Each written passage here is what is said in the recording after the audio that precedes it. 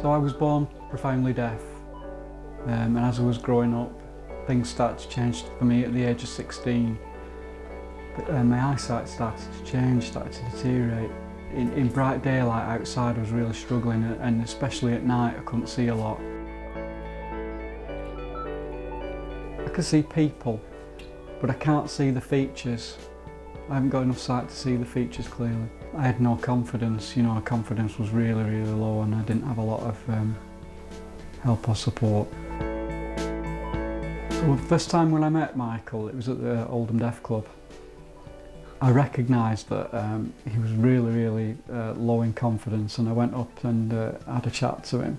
Because I worked for social services for a long time, I kind of knew when people were withdrawing and going within themselves. And I thought, I can help this young man. It was me who heard about individual budgets and explained to Michael and said, go and see social services about that. And it's just improved from then on. Now, I have an individual budget and things are on the up for me. Things are really exciting. I've got PAs to help me, and my life is much better. It gives me a lot more freedom. I don't have to book holidays to take Michael here, there and everywhere, because he's got his own personal assistants now that do it instead of me. So yeah, we're both more independent now. When I went to school, it was a hearing school. I was kind of in a mainstream school, and there wasn't a lot of sign language, very, very basic sign language I had when I was younger. But then I moved to high school. There was around 30 to 40 deaf students there.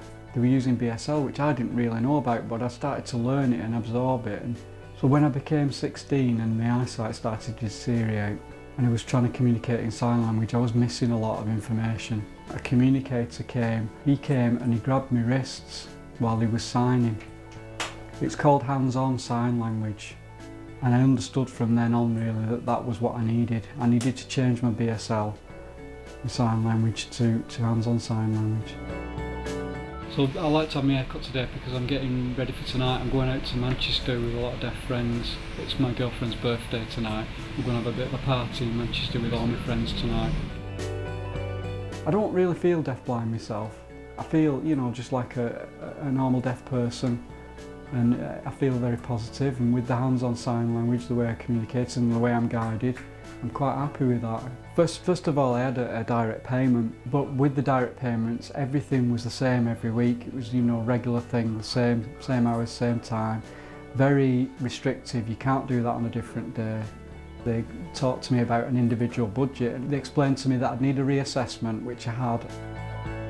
Because I get to choose the times, any time, and also the people who work with me, my personal assistants. That gave me a lot of confidence, and I went out so much more. There's no planning ahead, waiting for appointments, or if he wants to go for his haircut, he has to wait till after I finish work. I do his books for his allowance and for paying the wages, and it takes me 10 minutes a month. Regularly I go to watch football with my PA. Also it helped me to go clothes shopping. He'll explain to me if I'm looking at some clothing, he'll explain to me what it is, what it looks like.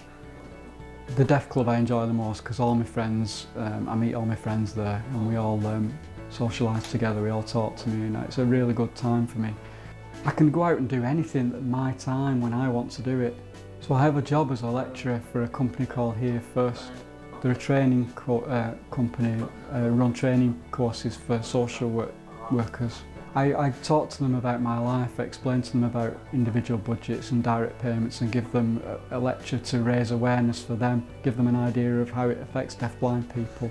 The feedback's really, really good. They said they've enjoyed it a lot, and that gives me a lot of confidence. When Michael was little, he used to say, why me? Why I've got the, why can't I hear, why can't I see? And we always said to him, it's because you're here to help people. And I think that's why he's doing what he does now, which is going around and giving talks about being deaf and being blind and how he's coping. It's got a saying as well, you're a really good role model for deaf-blind people, because a lot of deaf-blind people out there with very low self-esteem. but looking at you as a positive role model might help them, because you're a young, confident person, you go out regularly, you do a lot of things, and maybe, you know, that's a good example to give to people.